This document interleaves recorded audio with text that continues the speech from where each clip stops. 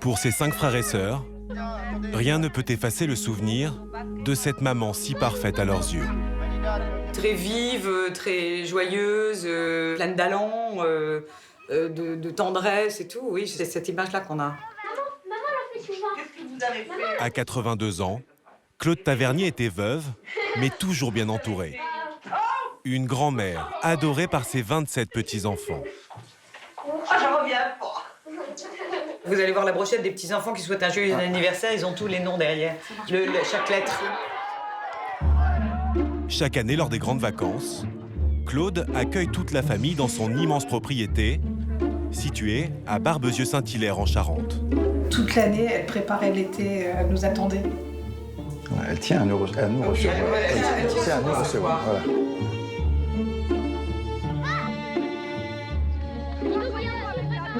On est quand même tous joyeux, maman est joyeuse, on est tous joyeux. Et voilà, c'est pas plus compliqué que ça. Mais désormais dans la maison, les rires et les cris de joie ont disparu. Et aucun des enfants n'imagine plus jamais y retourner. Mais avec ce qui s'est passé dedans, aucun de nous ne peut la reprendre. Enfin, je ne pense pas en tout cas. On ne peut pas reprendre cette maison, c'est pas possible de retourner vivre dans cette maison. Et ben, on a vu ce qu'on a vu dans cette maison. Oui. Et ces images-là, on les oubliera pas. Il y a 5 ans, la maison du bonheur devient celle de l'horreur.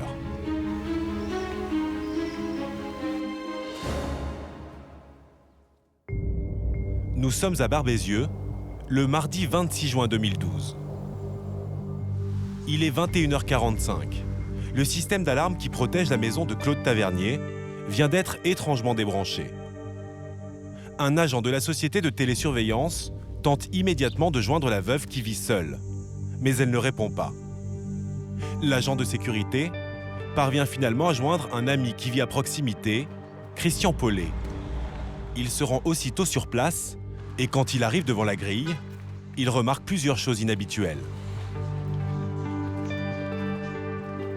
La voiture n'était plus là, dans le garage. Tous les volets sont également fermés. Mais surtout, une forte odeur de brûlé le pousse à regarder plus attentivement. Alors, on a vu la fumée sortir par une fenêtre. Quand on était sous le choc, elle était inquiète, il arrivait quelque chose, mais bon, il y a le feu, on se dépêche à prévenir les pompiers. Quelques minutes plus tard, les pompiers arrivent. Et lorsque Christian les guide à l'intérieur de la propriété, tout le monde comprend immédiatement qu'un drame vient de se produire. C'est à ce moment-là qu'on voit des traces de sang sur 4-5 mètres de long, à peu près. Les traînées de sang conduisent au perron, près de la porte-fenêtre. En entrant dans la maison, les pompiers découvrent une scène d'horreur. Le corps de Madame Tavernier gît dans une mare de sang. Elle est morte, et à l'évidence, ce n'est pas un accident. La vieille dame a reçu de nombreux coups de couteau.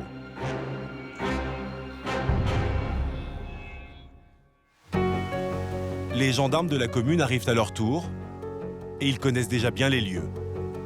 Par le passé, la victime a déjà été cambriolée plusieurs fois. Dès les premières constatations, ils s'aperçoivent que plusieurs objets de valeur ont disparu. La télévision, une pendule en bronze, mais aussi la carte bancaire de Claude Tavernier. Tout laisse à penser qu'il s'agit d'un cambriolage qui a mal tourné. D'autant qu'à quelques kilomètres de là, on retrouve le véhicule de la vieille dame. Il est complètement calciné. Il n'a pas été brûlé n'importe où, mais juste à côté du camp des gens du voyage de Barbezieux. Mais un homme est très vite convaincu qu'il s'agit d'une mise en scène et que le tueur tente de faire porter le chapeau à cette communauté. L'adjudant-chef Gildas Renaud, de la section de recherche de la gendarmerie de Poitiers, dirige l'enquête. Une fois sur la scène de crime, il comprend que la thèse du cambriolage ne tient pas. Ce crime est particulier par l'acharnement clair qui est remarqué sur le corps de Madame Tavernier, 32 coups de couteau portés au niveau du cou. Le tueur n'a laissé aucune chance à Madame Tavernier. La première agression se fait dans le hall d'entrée, alors qu'elle est en train de dîner. Nous avons de multiples débris de vaisselle, montrant une scène de violence au cours du repas. Par la suite, deuxième scène importante, c'est la chambre à coucher qui jouxte cette entrée, où le sang recouvre le couvre-lit, montrant une scène de violence très importante. Claude Tavernier aurait lutté contre son agresseur et aurait réussi à s'enfuir avant d'être finalement rattrapé et achevé à l'extérieur de la maison.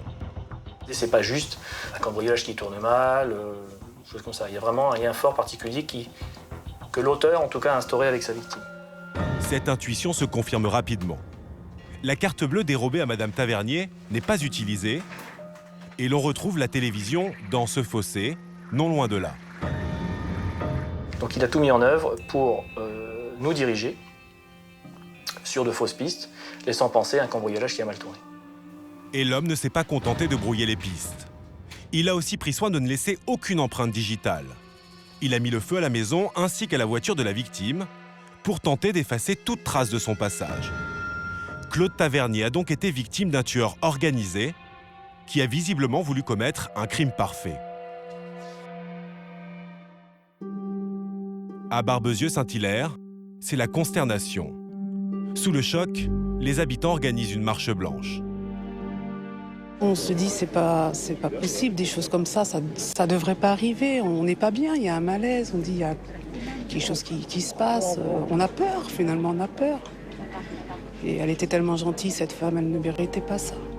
Pour les habitants, comme pour Jean-Sébastien, le fils aîné de la victime, une question reste en suspens. Qui a pu s'en prendre à Claude Tavernier, une femme à qui l'on ne connaît aucun ennemi? C'était une femme qui avait beaucoup de charisme, qui était très connue à Barbezieux par son implication dans de nombreuses œuvres sociales.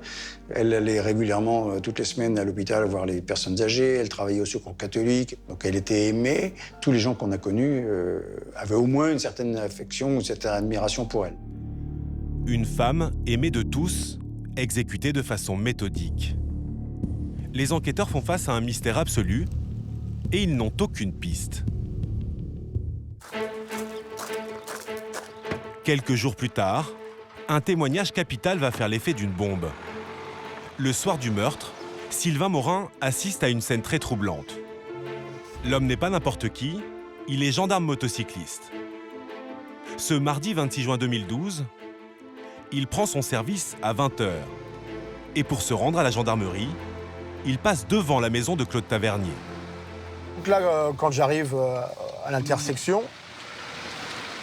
je vois une personne sortir par ce portail. Ce qui interpelle immédiatement Sylvain Morin, c'est la tenue que porte cet individu. Je vois une personne sortir de la résidence Tavernier, une personne habillée en tenue de gendarme, de la tête aux pieds, avec un polo gendarmerie, bleu ciel, avec une inscription dans le dos gendarmerie. Juste avant de mourir, Madame Tavernier a donc reçu la visite d'un homme habillé en gendarme. À ce moment-là, Sylvain Morin ne se doute de rien, d'autant que l'individu semble parfaitement calme. La personne marche tranquillement et esquisse un regard sur sa gauche, comme ça. Et puis avance normalement, sans précipitation. Même s'il ne le voit pas de face, Sylvain Morin fournit une description détaillée de cet homme. Il a une corpulence moyenne, il mesure à peu près 1m75, dans une tranche d'âge de 25-30 ans. Châtain clair, tirant un peu sur le roux. Le principal suspect serait donc un gendarme. C'est un coup de tonnerre. L'hypothèse est crédible pour les enquêteurs, car ce tueur semble parfaitement connaître leur méthode d'investigation. Des enquêteurs qui passent au crible une liste de 3000 gendarmes de la région.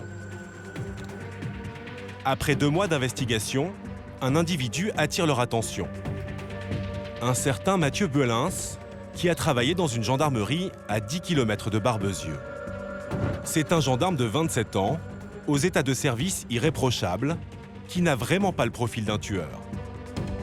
Mais son physique correspond en tout point à la description du suspect. Et surtout, il connaissait la victime pour être intervenu chez elle lors d'un précédent cambriolage. l'homme est placé en garde à vue. Son avocat, maître Changeur, se souvient que dès le début de son audition, il reconnaît être l'homme aperçu en tenue de gendarme. Et il admet effectivement qu'il se trouvait au domicile de cette dernière pour la saluer et pour avoir un moment avec elle. Puisque Mathieu Belens précise connaître Claude Tavernier depuis plusieurs années. Le problème, c'est que Mathieu Belens n'était pas en service ce jour-là. Alors pourquoi portait-il son uniforme? Les enquêteurs sont convaincus qu'il ment. C'est quelqu'un qui commence à s'embrouiller, c'est quelqu'un qui commence à préciser des choses qui sont contraires à ce qu'il indiquait quelques minutes auparavant. Autre fait qu'il est incapable d'expliquer, le jour du meurtre, Mathieu Belens a coupé son portable pendant 24 heures, une chose exceptionnelle chez cet accro au SMS. Et là, tout bascule. Et c'est à ce moment-là où il précise « Oui, j'étais là, je suis revenu au domicile de Madame Tavernier et c'est moi qui ai commis le crime, c'est moi qui ai tué Madame Tavernier. » Mathieu Belens est en revanche incapable d'expliquer les raisons pour lesquelles il s'en est pris à cette femme. Il précise ne pas se souvenir des faits, il précise avoir des flashs, mais il indique que le flash le plus important, c'est le coup de couteau qu'il a asséné, le premier coup de couteau qu'il a asséné sur le corps de Madame Tavernier, mais il n'en explique pas les raisons et il n'explique pas la suite de cette malheureuse scène. Les enquêteurs ne croient pas une seconde à cette amnésie ou ce coup de folie. Ils sont convaincus d'avoir face à eux un tueur à sang-froid. Pour les proches de Mathieu Belens, c'est la stupéfaction. L'un de ses meilleurs amis, Jérémy, gendarme lui aussi, était son colocataire à la caserne. On est tous tombés des nues lorsqu'on a appris que Mathieu avait commis cette chose innommable. Mathieu tuer quelqu'un, ça me paraît tellement inimaginable que j'arrive pas à l'envisager. Alors je peux vous montrer, il y a... Jérémy passe même ses vacances avec Mathieu. Il se souvient d'un jeune homme joyeux qui aimait les filles. On allait sur la plage, détendu, décontracté comme d'habitude. Très souriant, il en profitait même pour regarder les filles. Voilà, séducteur avec les filles, mais plutôt introverti avec les autres, parce qu'il se livrait pas. Un personnage à deux visages, même pour son avocat, maître Changeur. On a la face visible de la personnalité de Mathieu Belens, quelqu'un qui est serviable, quelqu'un qui est discret, quelqu'un qui, sous l'autorité par exemple de ses supérieurs, obéit sans aucune difficulté, quelqu'un de courtois. Et puis nous avons cette face un peu cachée de Mathieu Belens qui collectionne les films d'horreur, qui aime la série Dexter. Selon ses proches, Mathieu Belens passe tout son temps libre devant des films d'horreur et des séries policières. Il a une fascination pour les scènes de crime, au point de vouloir en faire son métier. Une semaine après avoir tué Claude Tavernier, il passe le concours de la police scientifique et il le réussit. S'il n'avait pas été arrêté, il serait peut-être à l'heure actuelle un enquêteur spécialisé sur des scènes de crime. Et si Mathieu Belens avait-il lui-même voulu réaliser un assassinat parfait? Un mobile possible selon l'avocat de la famille de la victime, Maître Decaune. On est en droit de se demander si Mathieu Belens n'aurait pas échafaudé, quelque part, l'idée folle de commettre un crime parfait. Un crime parfait dont aucun élément, aucun indice ne permettrait jamais d'identifier l'auteur. C'est une hypothèse. C'est devant la cour d'assises de Bordeaux que se tient le procès de Mathieu Belens. La famille de la victime, à commencer par son fils aîné, espère enfin avoir des réponses. Mais au cours des 5 jours d'audience, l'homme ne dit rien et garde tous ses secrets. On n'aura pas la vérité, du moins on n'a pas là encore la vérité. Il a promis de nous la donner un jour. Ayons confiance et espoir, peut-être un jour nous saurons-nous. Mathieu Belens est condamné pour assassinat à une peine de 30 ans de réclusion, assortie de 20 ans de sûreté.